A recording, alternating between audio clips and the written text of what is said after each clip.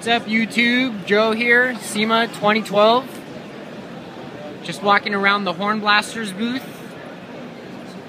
If you're a YouTube fan, you know what they do best.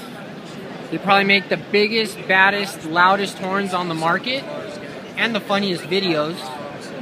They make motorcycles, they make Ooga horns.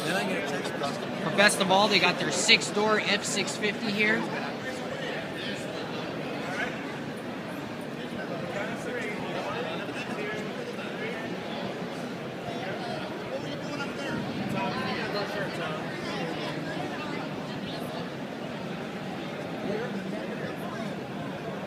I just love the reactions people got.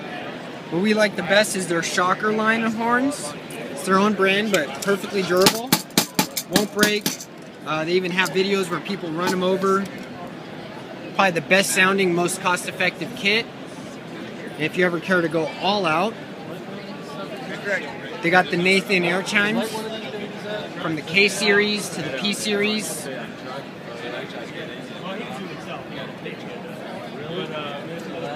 Once again, this is Joe at the HORNBLASTERS booth. Cool little backdrop, neat models, and conductor outfits.